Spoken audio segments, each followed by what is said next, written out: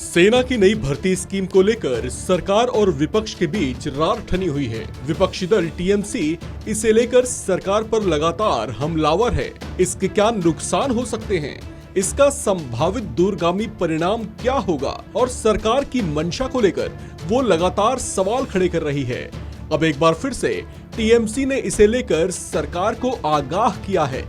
इतना ही नहीं, अपनी बात के तर्क में उसने जापान की उस घटना का भी जिक्र किया जब पूर्व प्रधानमंत्री शिंजो आबे की हत्या एक ऐसे शख्स ने कर दी थी जो अल्पकालिक सेवा वाला एक पूर्व सैनिक था।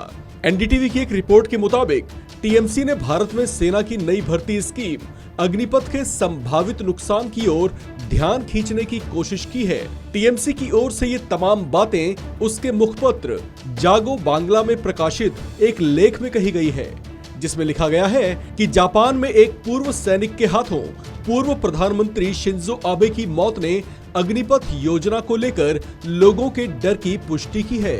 इस लेख में ये दावा भी किया गया है कि हत्या करने वाले शख्स ने सेना में 3 साल की अल्पकालिक सेवा के बाद Japanese maritime self defence force से अपनी नौकरी खो दी थी और उसे कोई पेंशन भी नहीं मिल रही थी। ऐसे में टीएमसी के मुखपत्र जागो बांग्ला में प्रकाशित एक लेख में अग्निवीर योजना को लेकर इस बात का संदेह जाहिर किया गया है कि भारत में अग्निवीरों को भी उनकी 4 साल की सर्विस खत्म होने के बाद किसी तरह की कोई पेंशन आदि नहीं मिलेगी।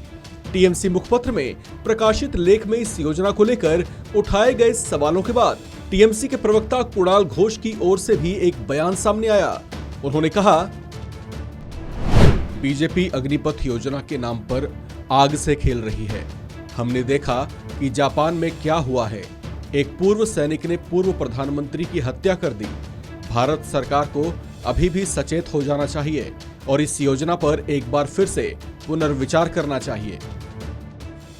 हालांकि टीएमसी की ओर से इस तरह के शको शुभे को लेकर बीजेपी की ओर से भी प्रतिक्रिया सामने आई है। उन्होंने कहा कि टीएमसी को इस तरह की किसी भी शंका से बाहर रहना चाहिए।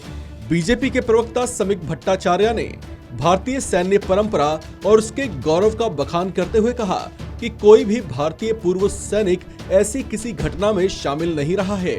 बीजेपी प्रवक्ता समिक भट्टाचार्य ने टीएमसी की शंकाओं को निराधार बताते हुए कहा कि हमने ऐसी किसी घटना के बारे में कभी नहीं सुना जिसमें हमारे देश का कोई पूर्व सैनिक शामिल रहा हो। टीएमसी सिर्फ इस मामले का राजनीतिकरण करने की कोशिश कर रही है।